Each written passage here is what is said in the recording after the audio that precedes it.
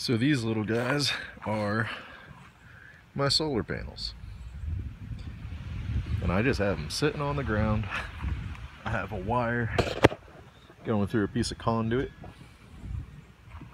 that goes inside under my porch and comes up to my control panel. Like I said, $300 Harbor Freight, complete solar setup, and I am completely efficient in my off-grid little cabin here. Doesn't take a lot of money. Hell, it doesn't take a lot of time. It doesn't take a lot of effort, or really take a lot of anything. And there's nothing to it but to do it, you know? So, cut your ties with the grid, spend $300 and be done with it. Hell, I think there's a lot of people out there that probably spend close to that on power bills. So here is the charge controller. You can see I got 2 USBs going in.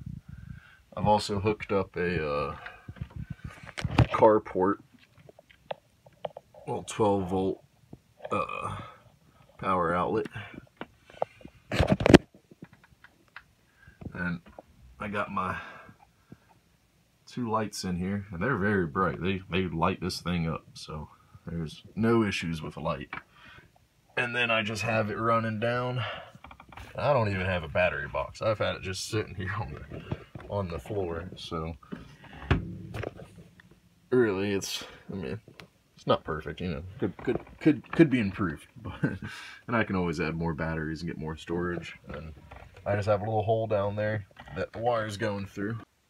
Every aspect of my solar system was got from Harbor Freight. It's a 100-watt system, and I even got the battery from there.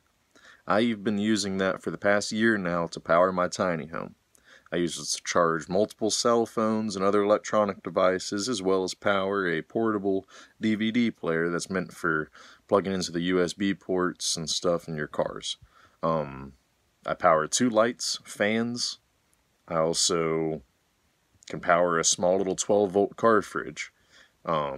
I've found it to be more than enough to meet my needs. I haven't ran out of power once. I haven't had to use a generator. I've been able to charge my DeWalt batteries. Strategically, you charge, bigger devices that you need to charge, you charge during the day and take advantage of the sun while, if your battery storage is already full, then you have excess that you could be using, so take advantage of it. But I have found it to be more than sufficient to keep me off grid for the past year and still not feel like I'm completely living without luxuries, because I don't have a fridge in here. I don't have a big TV or air conditioning or heat, or I got a wood stove. I got my 2 lights, a very small little desktop fan, and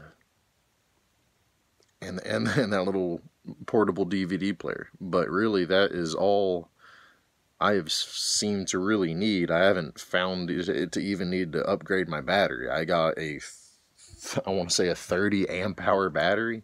Maybe it's a 70 amp hour. I don't know. The thing's tiny. It was literally $70 from Harbor Freight. So the entire setup was, I think, just under $300. And that's absolutely everything. One stop from a store. Bought it all. It's been more than efficient. You could slap this thing in your car and have an off-grid vehicle for $300, you can't beat that. It's just, so solar doesn't have to be complicated. It's a very easy thing to set up, and you don't have to overcomplicate it. There's, if you have a crazy big system, then yeah, you're going to start needing to do different things to protect your system. But if everything's cheap and replaceable, and let's face it, most things in America are meant to be replaced, not fixed, so let's just go the cheap route, especially if it works, and ain't no need to break your wallet. So it's not that difficult to go off grid at all. Just lose out a little bit of luxuries in life, but those things just make you yuppies, so can't be having that.